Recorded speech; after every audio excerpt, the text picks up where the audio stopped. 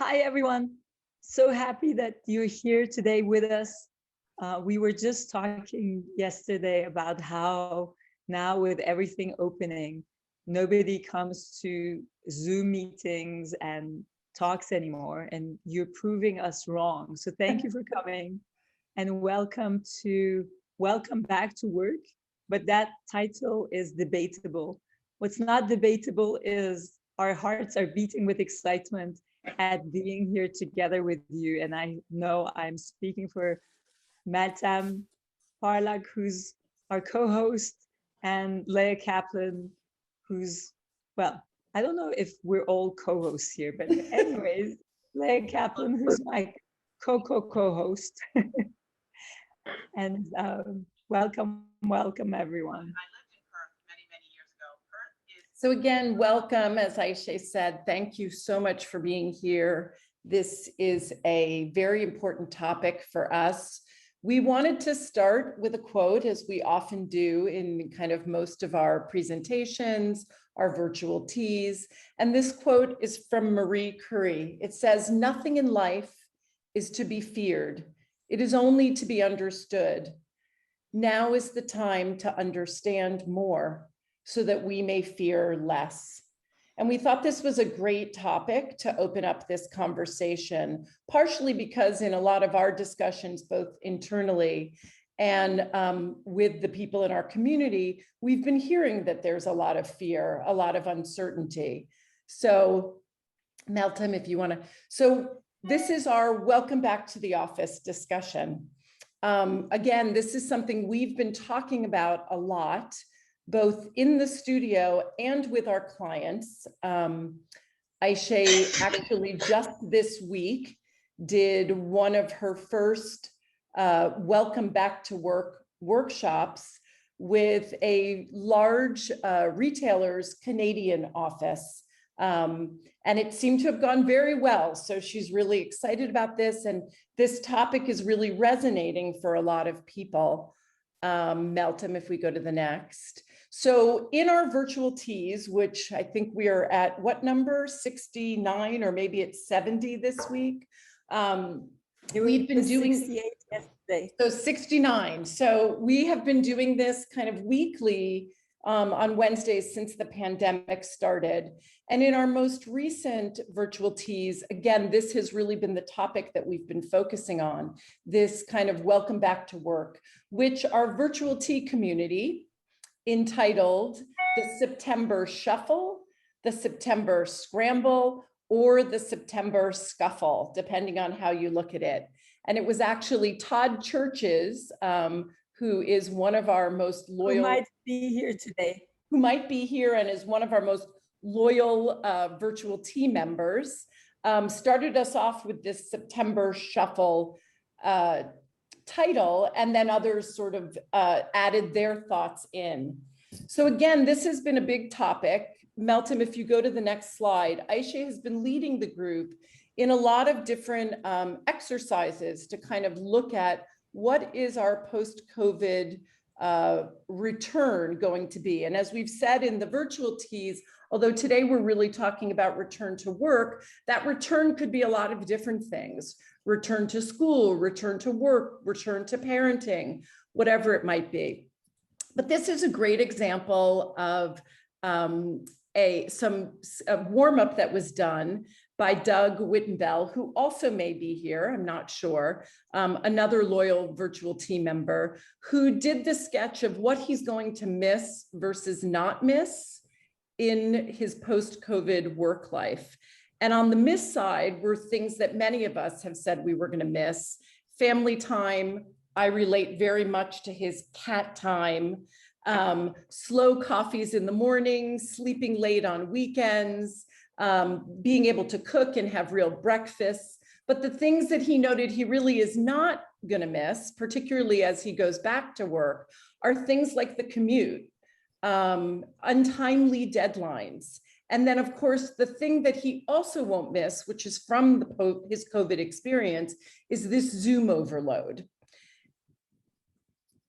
Next slide, Meltem. So like us, a lot of people in the world are looking at this topic. journalists, leaders. This is the cover from an article in Politico. We loved the title. The future of work has arrived and it's messy. The article specifically is looking at Wall Street, but also all across America, just how transformed work has become, that it was in transformation already, but that COVID really accelerated that process. And the interesting thing about it has been that for employees, it may end up being a happier situation. And it says for their bosses, maybe not so much, which will be interesting because we have Garry here to sort of help us talk about that as a boss. There's a great story in this article about a young woman who returns to her work on Wall Street and used to have to work, incessantly long hours every day. But now she's back 3 days a week. And to get her back, her bosses had to provide tremendous incentives, even to get her there just for the 3 days a week. And the article talks about how employers are kind of struggling to figure out how to do this, how to do it effectively, and some are even resisting how to do it. So if we go to the next slide. So within this same article, they talked about how 39% of employees are saying that without having flexible work, they might actually leave their place of employment. And so what's happening is that even smaller businesses for whom this is a little bit more of a burden are having to figure out what kind of incentives they might be able to provide to either be able to keep their employees or lure new talent in. And we'll put links to all these articles actually in the chat. This was a great one. This is from a Bloomberg article.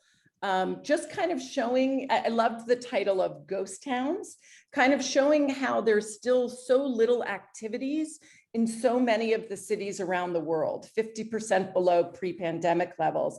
In the article are these beautiful photographs of each of these cities, and most of them are pretty much almost empty. For any of you who live in New York, you know what a blessing in some ways this has been.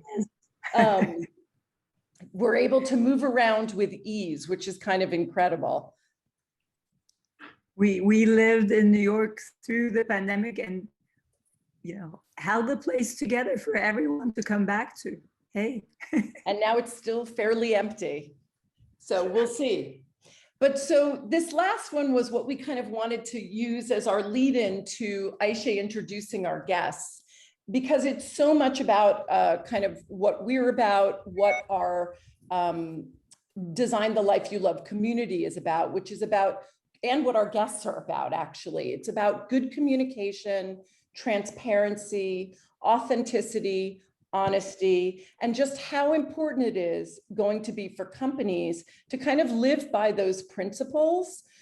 Data has shown that those companies that are the most transparent about the pandemic and what their plans are going forward have seen a 72% rise in employee satisfaction and a 37% drop in their employees' fear, which for us is like, again, we've heard so much about people's fears that that's kind of an amazing thing to know that being transparent and open and honest will help in easing that. So with that, Aisha.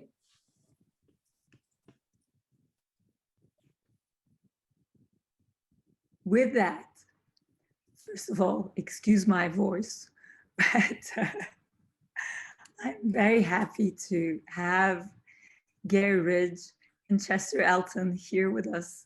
Garry and Chester, my dear friends, I just wanted to remind us that this is actually the second time we're sharing the stage together. The first time was at Marshall Goldsmith 100 Coaches annual event in Phoenix. Do you remember that? That was, I think, like 4 years ago.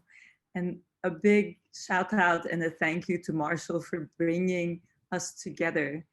You've become my dearest friends. And if there's one lesson I've learned is you both are a hard act to follow. So I'm never gonna follow you to stage.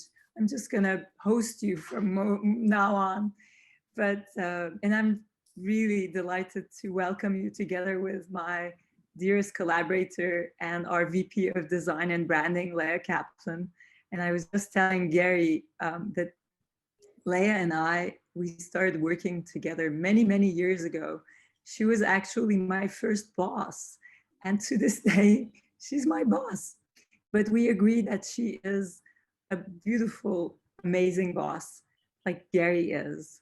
So Garry is the CEO, Garry Ridge, is the CEO of WD40, which you all know and probably have multiples of at home. And Garry is considered among the most beloved CEOs of all time.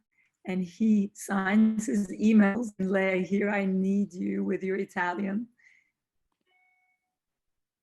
You're on mute, Leah. Ancora imparo. Ancora imparo, which means I'm still learning in Italian. And Garry, what a beautiful, humble way of saying, we're all beginners.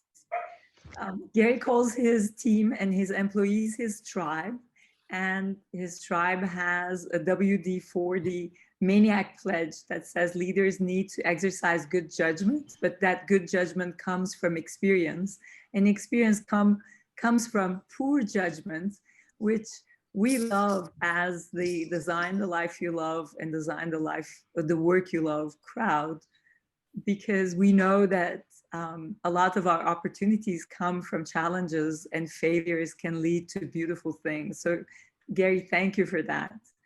And the other thing I love about you and your company is when you go to your employment site for WD40, you talk about how people should only apply if they want to live, breathe, and play by your values as a company every day. And if you don't agree with those values, you're basically saying don't apply. And these days I'm reading our other friend Ron Carucci's book. It's called To Be Honest. And Ron talks about how purpose-driven companies outperform similar S&P 500 companies by 100%. And 77% of customers feel a stronger connection to purpose-driven brands and companies than traditional companies. So you're doing so well. Let me introduce also Chester.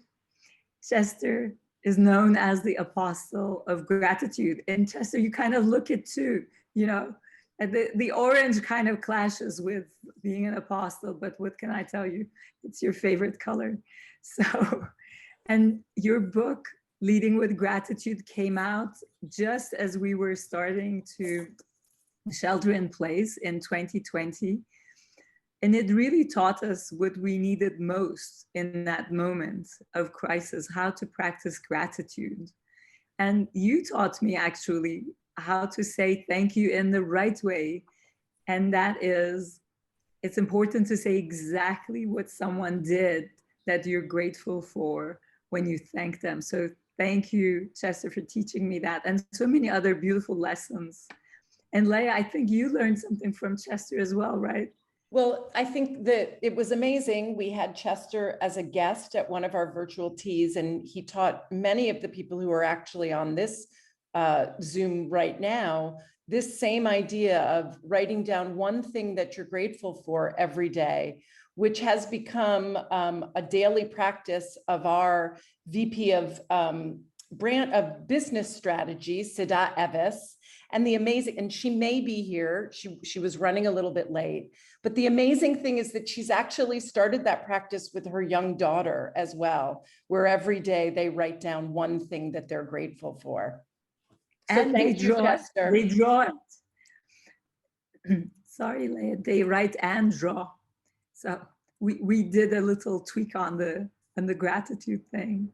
But Chester, also your new book, Anxiety at Work, 8 strategies to help teams build resilience, handle uncertainty, and get stuff done.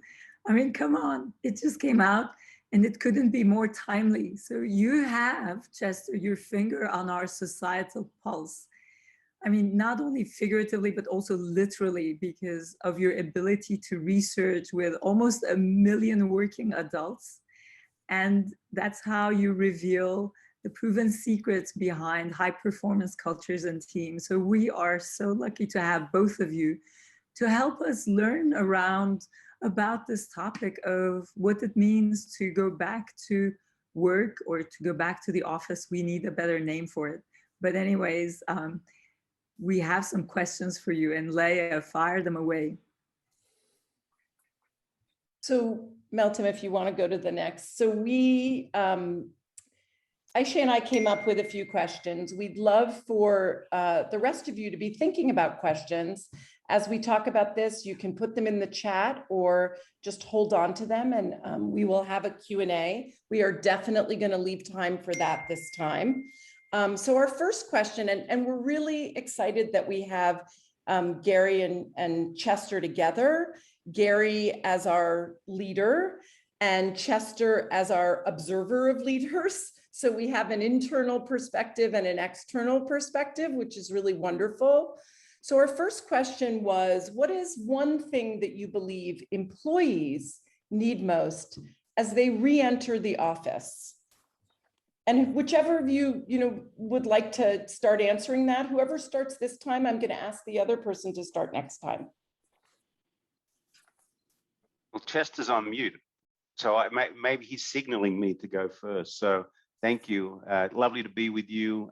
Always great to be with Aisha and Chester. And I've learned so much from both of you. Thank you. I think the biggest thing is empathy. Everybody's been on their own personal hero's journey.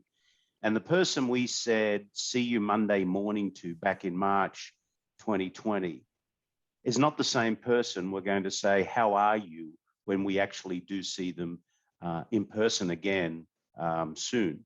And all of those, very special interactions that we have in person, they don't happen on the Brady Bunch screen.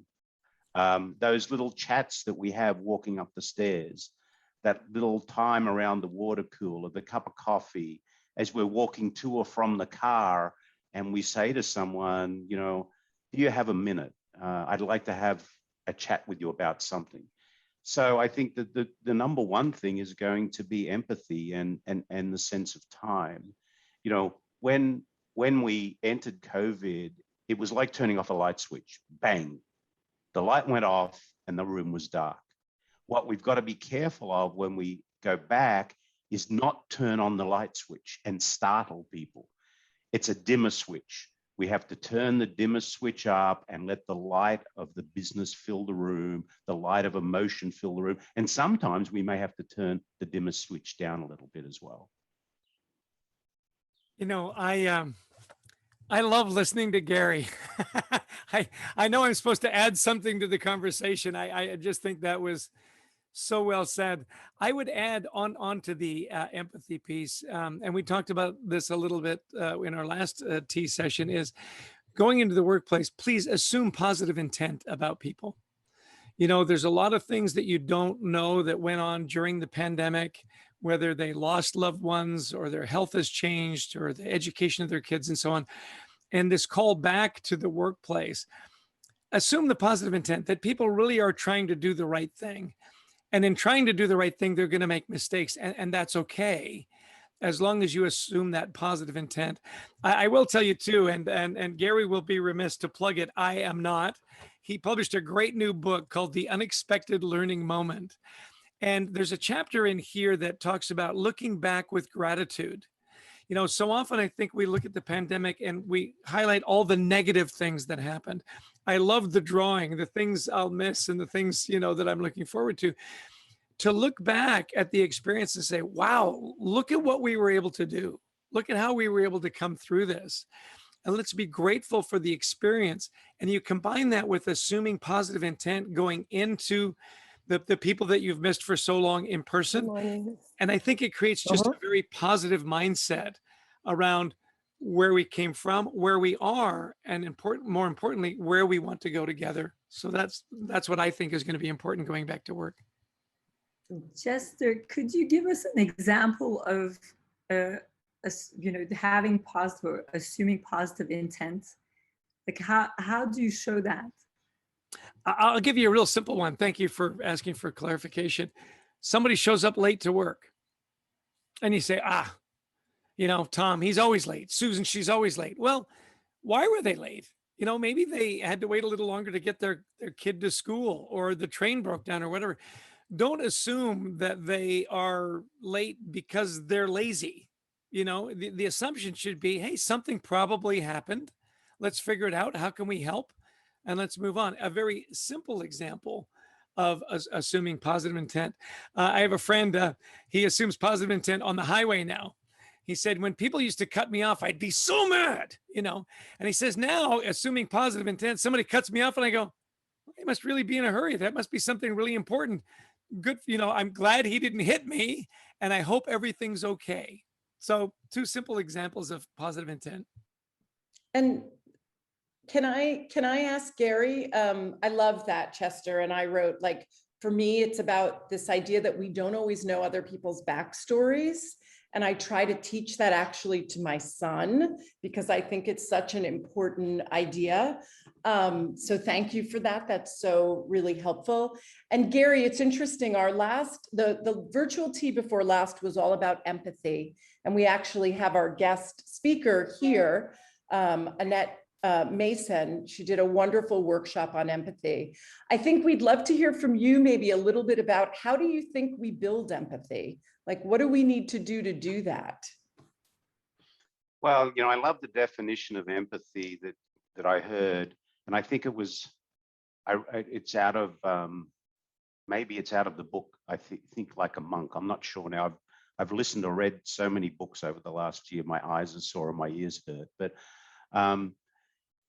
we're out on a sailboat, and we're in rough waters, and your partner or friend or colleague is throwing up over the side, and you come along and you give them a tissue and you put them on, you pat them on the shoulder and you say, I'm sorry you're feeling so bad. I hope you're feeling better later. That's not empathy, that's sympathy. When you start throwing up with them, that's empathy.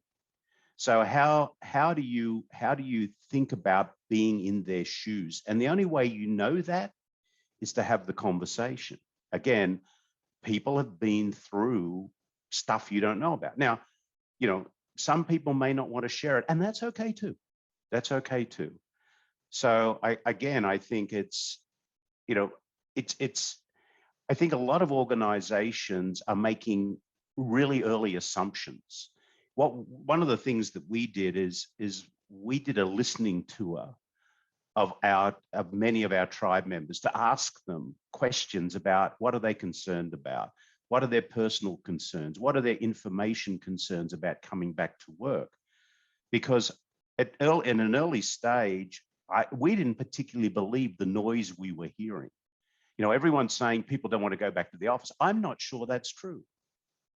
I'm not sure that's true yet. Let's wait and see, because there will be some people. And it's like the difference between work from home. We said, what's our work from home policy? I said, we're not going to have a work from home policy. We're going to call it work from where, because it may not be home. It may be somewhere else. When I thought about that, I work from where all the time. Where? In an airplane, in a hotel room, at the beach, I don't know. So we used our values in the company to put together not a policy, but a work from where philosophy. Here's our values, use them to have the conversation with your tribe member to work out, to achieve our business goals in the best interest of the business. When do you need to be where? I just want to piggyback on that. I think that's so insightful and so wise, because we heard all this stuff about, I will never go back full time. We will never get it. It's just so much more efficient. Well, 2 days ago, Adrian and I, my co-author, Adrian Gostek, we were doing a live workshop for a bunch of restaurateurs in Houston, Texas. It was fabulous. It was so great to be with them. And, everybody was vaccinated and all that good stuff. And to be able to shake people's hands and just eat next to each other and give people hugs. I'm with Garry. Now, I am convinced there are people that are they never want to leave their house again. And you know what? That's okay. If that's where they live and can be comfortable, that's fine. I think as we start to come back to work and we see those friends and we can do those little things like go for drinks or go for lunch or just chat, I think we're going to find that we're more social animals than we thought. And there's going to be a lot of people that are going to be eager to get back together. I think Work From Where should be the title of your next book, Garry. And just I piggyback one more on that. If we all look at how fast airlines have filled up. I was watching CNBC this morning, and they had Doug Parker and Garry from Southwest on, and they're talking about the surge of people that just broke out to do what? To go somewhere, to be together with someone. And in a lot of cases, the environment of the office is people's escape from their norm. So I think the jury's out on this. We'll see what we see 90 days from now. I think part of it is also right now, it's kind of being like famished. Our eyes are bigger than our stomach, and we just need to kind of get back and overdo it. And I think we're gonna hopefully find ourselves somewhere in the middle. And I wanted to also come back to Garry. Your sense of empathy is so high. When you and I were talking, I guess a couple weeks ago, and I was telling you about this new program that we've developed that Leah was mentioning about helping companies come back to work, and we'll talk a little bit more about that at the end. And you looked at me in the eye over Zoom and you said, Aisha, is that going to come in all the languages? Because I have people all over the world, and it would be great not to assume that English is their first language. And I thought, oh my God, so I heard you, Garry, and I love that. That's the kind of, like, if you're being empathic and you're rolling out a program and you want this program to be global, well, Meltem, we're going to translate it into all those languages. So you be ready.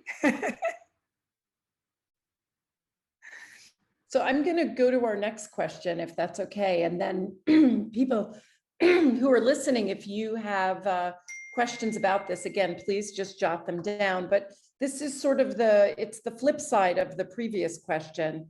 And it's, what is the one thing you believe employers need most as they reopen the office? And so, as promised, Chester, let's start with you. Yeah, a great question. I think employers have to really over communicate. And the thing they need to over communicate on is how safe the office is. That I'm coming into a safe environment. By the way, physically safe, with all the sanitation and all that kind of stuff. And we also talk about, being emotionally safe. There's a lot of work on psychological safety. I get that, I can speak up. I think the next level is emotionally safe. And what employers really need to do more than anything is over communicate. Here's how you're going to get to work. Here's what it's going to look like when you come to work. Here's how we're going to go about our day to day. If we're going to rotate offices or we're going to rotate times in and out and so on. And to Garry's point, really listen. And when people start coming back, ask those good questions. How does this feel? What can we do better? What's going to make it easier for you? And so, that we create an environment that is safe, physically and emotionally. And the other thing, and this is going to sound kind of goofy, but I am the apostle of appreciation, so I've got to say it, is I think the other thing that employers need to do is they need to be kind. And I know that sounds kind of goofy. Be kind to your people. Be patient with your people, because we are coming out of like a year and a half of something just extraordinary. And people are going to be at different levels. Some people are going to come back and bam, it's back to normal. No problem. Other people are going to be really timid and afraid. And then you've got everything in between. So make sure it's safe in every way you can think of what safe is, and be kind. And I think that if you can establish that, people will come back in a way that's healthy and productive. Can I ask you a question just before Garry jumps in? What's your feeling about also showing gratitude? Like, I have a very good friend who had to work through the whole pandemic. And one of her concerns was that there was not enough gratitude shown for that work. So I'm just curious your thought on that. Well, you know, we wrote a book called Leading with Gratitude. Yes, So I thank know. you very much for that. Like, I'll tell you, one of the things that we discovered when we did the research on anxiety at work is we had eight strategies. The eighth is gratitude. And it's really interesting that, you know, our brains aren't wired to be happy. They're wired to be safe. You know, they're not wired to keep us happy. They're wired to keep us safe. And one of the ways that you can interrupt that anxiety cycle is, Leah, you interrupt it with gratitude, because you can't be in a state of anxiety and a state of gratitude at the same time. I think what you said really is great. When people come back, thank them for all they went through and all the productivity and all that they were able to get done under extraordinary circumstances. And there's a lot of ways to do that, right? Whether it's verbally, it's little notes, it's, you know, lunches on me. I mean, find the ways that are meaningful to your people. And I agree 100%. Boy, we've all been through a lot. Thank you so much. Great to see you. It can be as simple as that.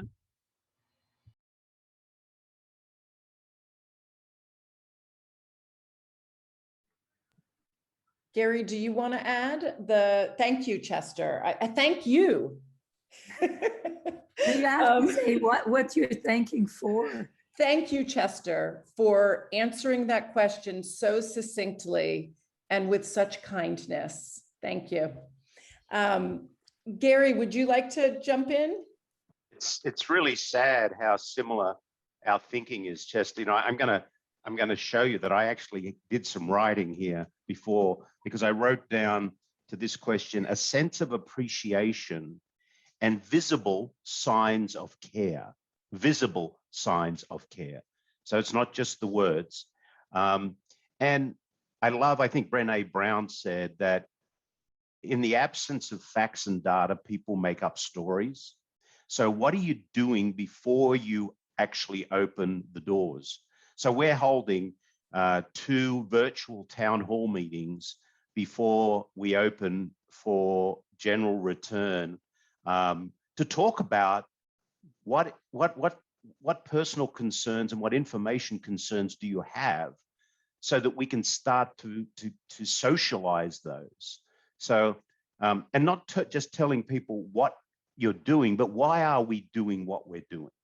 We're going to do this because of that. Why do we have a registration iPad at all entry doors now? Well, it's because we want to know who's coming in and who's coming out, because we want you to be safe. You know, we're going to use the wristband or lanyard identification. So if you've got a red one, it means you want distance. If you've got an orange one, it means, you know, I don't have to be distance, but don't hug me. If you've got a green one, you can hug me. And people are going to wear that so that they know how people feel. So I think just preparing people, again, to feel safe, to feel secure, to feel like we care, and to show signs of that, not just words around that.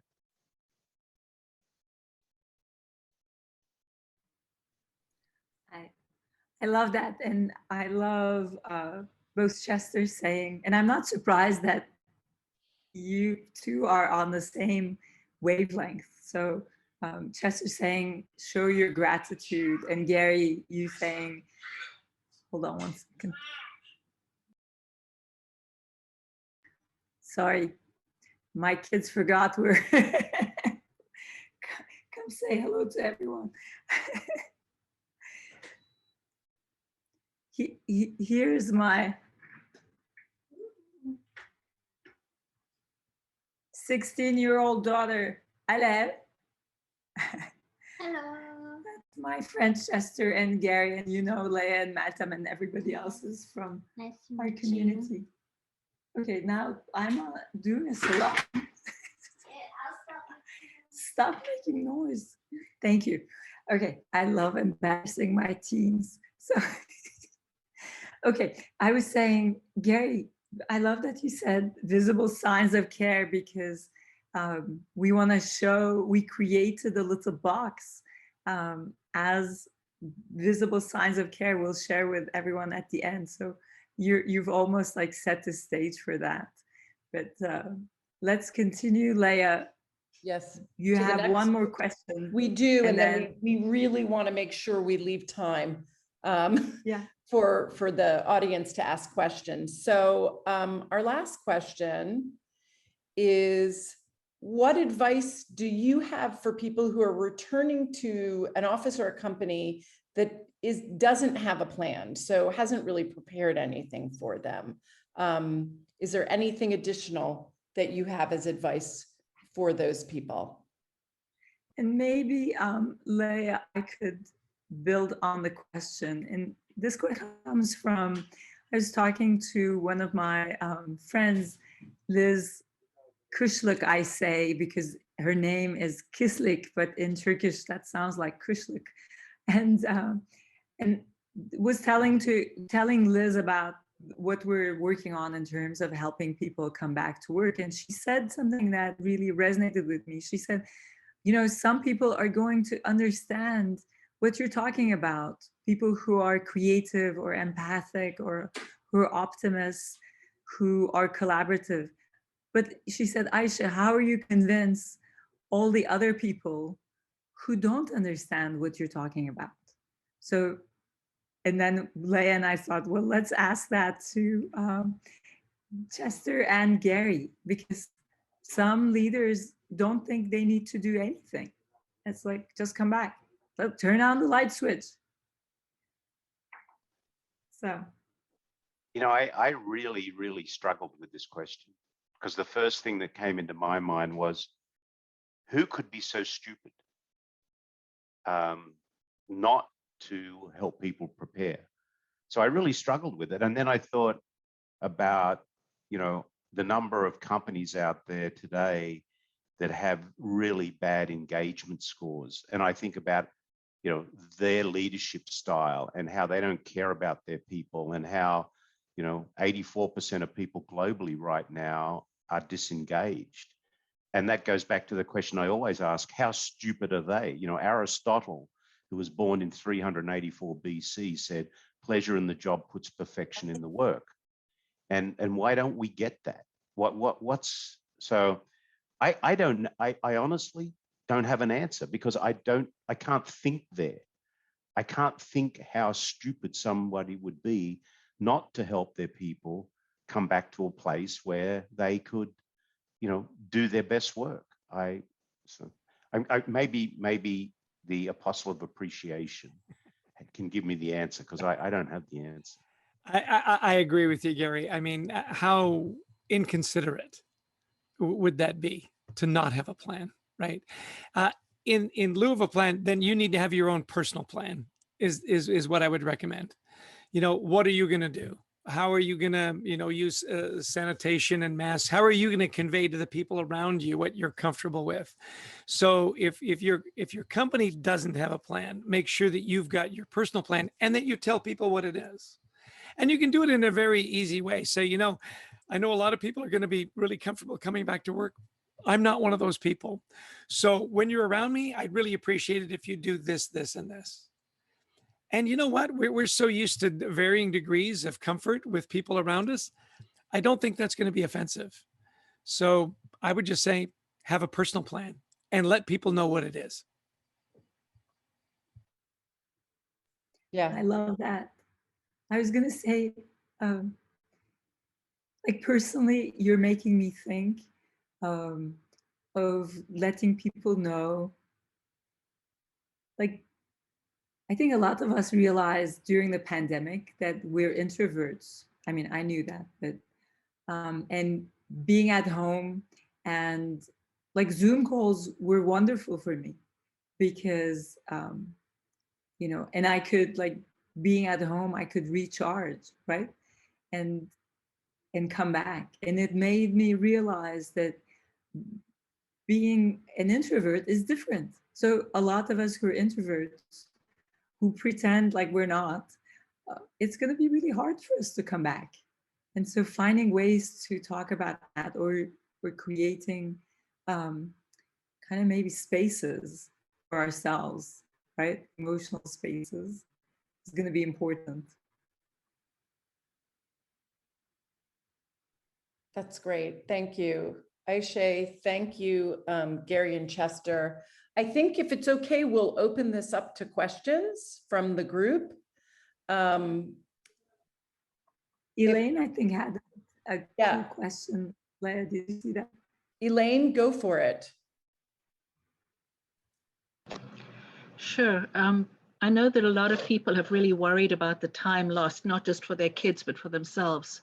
The feeling of losing skills, losing standing in the workplace. And I'm wondering if there's a way to do a kind of individualized acknowledgement of what they have gained, to question people, maybe get them to look at what they went through this past year, what wisdom they've gained, or what skills they've gained, not just learning to bake bread, but maybe baking bread is a big one. You know, all the different ways in which people did grow this past year. I think that's wonderful. As Chester mentioned in the little book that I put out, we went back to our people and really asked, you know, what are we grateful for during this period, and what have we learned, and what's new? And you know, a great example of that is we are better virtual now than we've ever been. Who would have thought? You know, I have this belief that in the times of great and real need, people can pivot around fear. And doing what we're doing today, 2 years ago, was fearful for a lot of people. But today, they're comfortable with their vulnerability. So I think one of the things that we've learned during COVID is, you know, vulnerability is okay. The kids can walk in, the cat can walk across the desk. You know, someone's going to do this, someone's going to do that. So I think it's beautiful to ask people, hey, you know, in everything we do, there's a give and a take, and there's a gain and a loss. So let's talk about the gains. I think that's just a great idea. You know, just to jump in, this is so Garry Ridge, and he's so on brand, and I love it, is what did we learn? Of course it was hard. Of course we made mistakes, and that's okay. What did we learn? Let's move forward. It's so easy to complain and moan and kvetch, you know, about all the hardships. And yet, you know, anything that's good is hard. You know, it's so interesting. You look back on your career and your life, where did you grow the most? It was in the hardest times. It wasn't the easiest times. So in so many ways, I love the way Garry says that. Let's reflect back and say, wow, look how far we've come. Look at all the amazing things we did. Was it hard? You bet. Was it worth it? Hope so.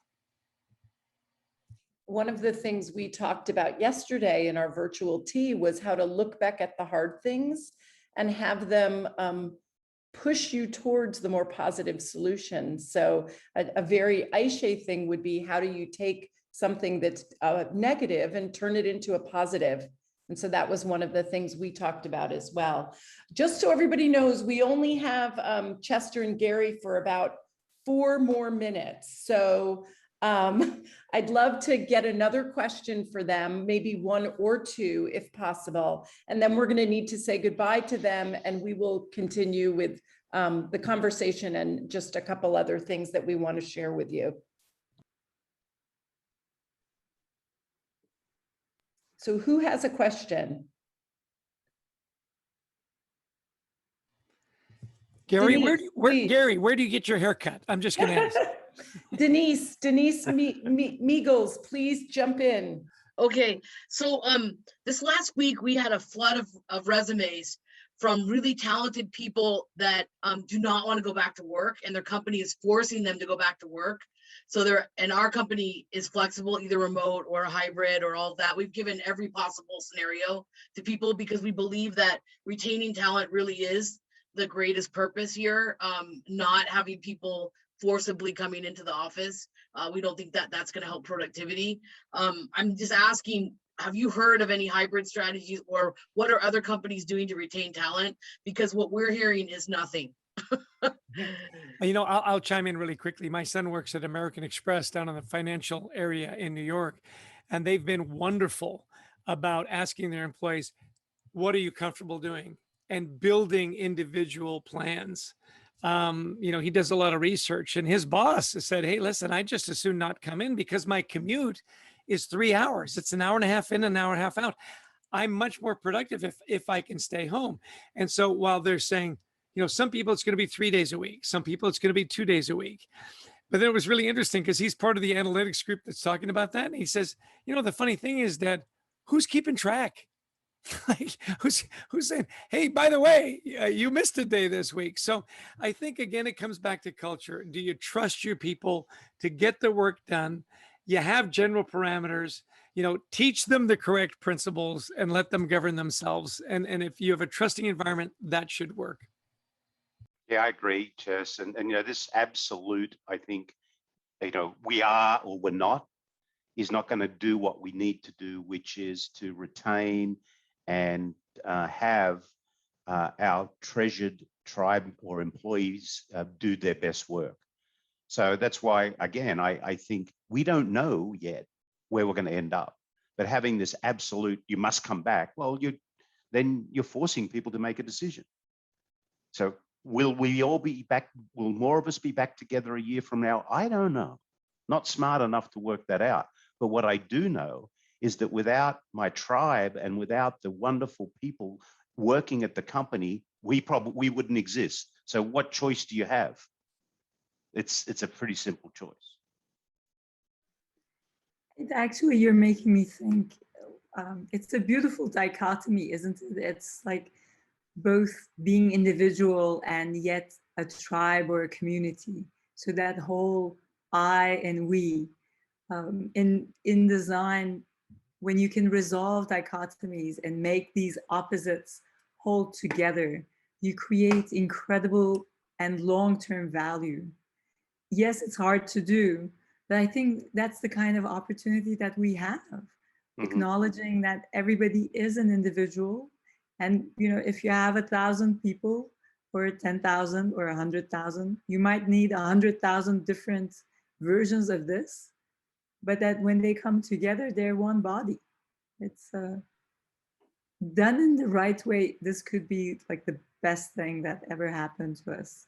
Yeah. You know, I often quote my dad, and when you talk about, you know, we're all individuals, he used to say, Chester, don't you forget, there's nobody else on the planet like you. You are singularly unique, just like everybody else. And on that note, yes, with that, Chester and Garry. Thank you much, everybody. Thank you so much. Garry, thank you, Chester. We love you. This was lovely. This was wonderful. Thank you. Have fun. Can we come to your, what's your events? Can you put a link if anybody wants to follow you? It's LinkedIn Live. If you haven't had enough of Garry and Chester, it's on LinkedIn Live. Join us there. We're going to be talking about Gary's new book, The Unexpected Learning Moment. I bought it as soon as I could get it, and it's a treasure. Join us. Oh, and thank you, Garry. Anxiety at Work. Buy that book too. See ya. We'll look for you there. Thank you. All right. Thank you, Garry. This was so much fun. That was really wonderful. We hope that everybody really, it looks like it from the chat that people were really getting a lot out of this conversation. Melton, do you want to put the presentation back up? Thank you so much, everybody, for being here. We wish we'd had more time for Q&A. So if there are questions, if there's one or two questions you want to ask each other, or pose to the group, we can do that. And then we'd love to just share a couple other things with you about some of the things that are going on with us. I have a question. From Monique put in the chat, self-advocacy was big for me and being more clear. And I was just curious what she did to build her self-advocacy skills, because I think that's a really key thing, especially for the quiet types or the people that are not used to speaking up.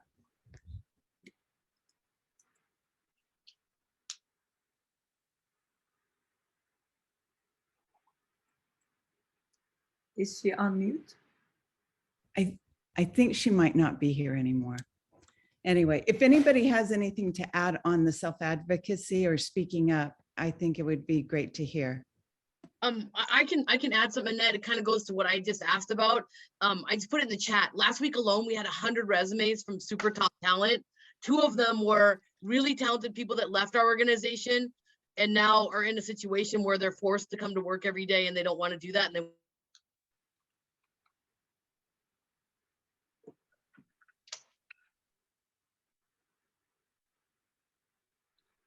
Denise is stuck. Oh, okay. I thought I was stuck. No, Denise, we've lost you. I just want to share one thing that was really interesting. I was on a call this morning with W. Beck, and the speaker was Chester. And so then I said, wow, that was really something. And then to come here, it was like a nice completion to what was started on the W. Beck call this morning. Oh, Cynthia, that's so lovely. Thank you for sharing that. And I then know. And now, Cynthia, you have the best glasses on the call. So I have a comment on all of this today. It made me think about, I guess, 3 things. One is the pandemic was fear, right? Fear of not knowing what what was going to happen. I think there was political fear. There was personal fear. I think what we talked about today was hope. Hope of how we get back to the office, how companies can message to bring hope to people and reduce the fear about all of this anxiety. The problem that I see is hope is not enough. We have to have inspiration. And what I mean by that, the companies have to, one thing that bothered me about today was it reminded me of kind of how I treat my 21-year-old daughter who is home with us, oh, what are you doing? I'm worried about you and that. And she's kind of saying, I don't need you to kind of mother me. I need you to, to bring inspiration and say, where do I go next? Or what do I do next? And I'm kind of worried. The discussion today was great about hope and about getting people to reduce their fear and come back to work. But if the companies don't bring inspiration, don't have a direction, don't bring leadership, all of that is just mothering. And I don't want to be mothered. I don't think employees want to be mothered. I think they want to know.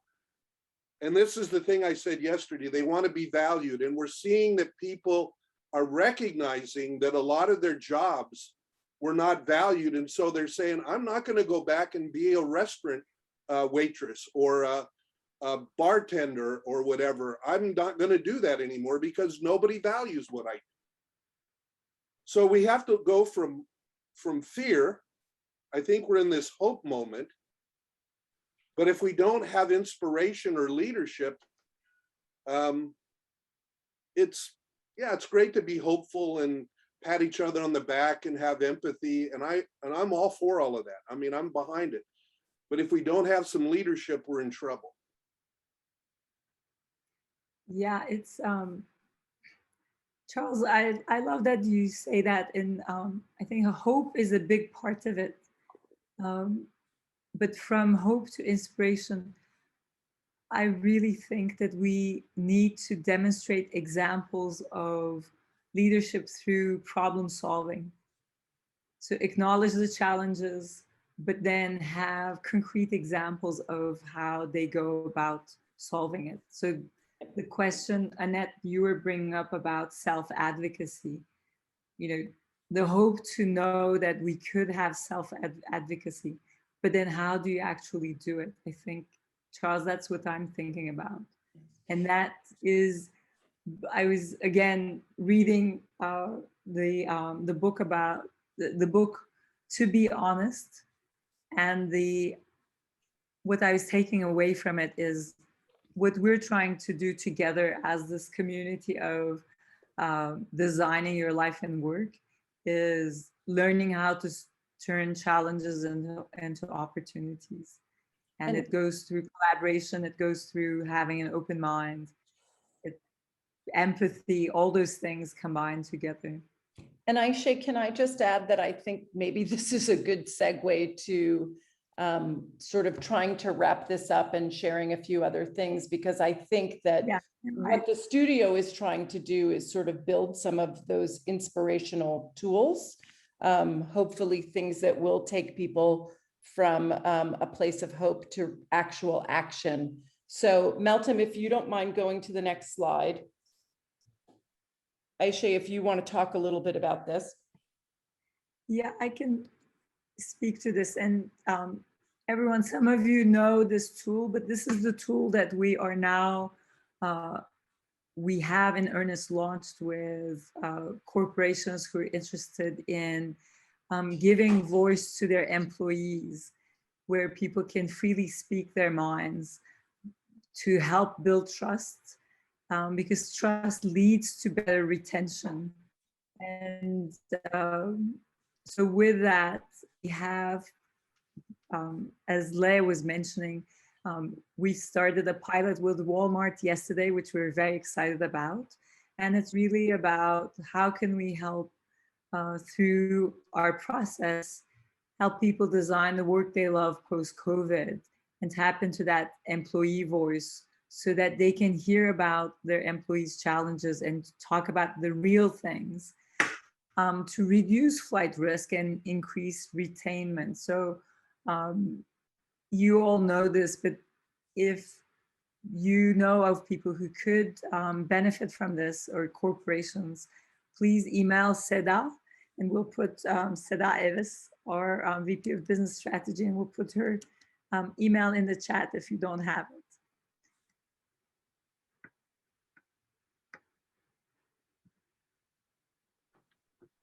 And then Leah, you want me to talk to the box? You talk to the box. Okay, Or so then Denise lastly, and some of you have seen this already in the virtual tea. This is our Welcome Back to Work kit.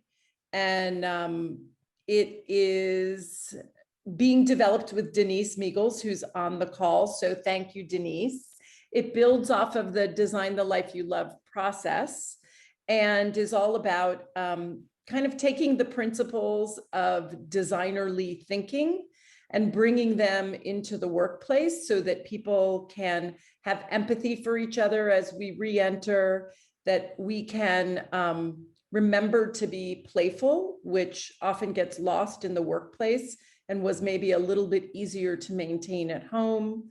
It teaches you to sleep on things with its eye mask, to not necessarily always just respond, but to take a moment and think, to have empathy, put yourself in the place of others, and then also to have optimism, which is in line with the hope idea, Charles. But I think we all know that as we get back to work, we'll understand better kind of what this situation is and where it's going to take us. And to Aisha's point, where some of the good examples are. So this box is going to be available come September. We're very excited. There will soon be a website up to allow you to pre-order them. Yeah, and I love that Garry said, visible signs of care. This is a visible sign of care. I'm going to quote him on that. On that note, Leah, should we bring this session to a close? We really should. Thank you guys so much for being here. We will be having our next Salon session on, so this will be number 2 of what is going to be a three event series. The next one will be Thursday, August 26th at noon. Please mark your calendars. We have 2 great guests in the pipeline. We're not going to exactly tell you who they are yet, but one is an amazing author and the other is an incredible radio newscaster. So stay tuned. They will also be talking about this topic. And thank you. Thank you so much. And for those of you who haven't been to our virtual teas, please come join us. They're a lot of fun. They're as much fun, if not more, than this was. So we'll hope to see you all soon. Great. Thank you so much, everyone. Thank you, Leah. I love co-hosting with you. And Madtam, thank you so much for bringing it all together. And our dear community, we love you. Thank you for coming today.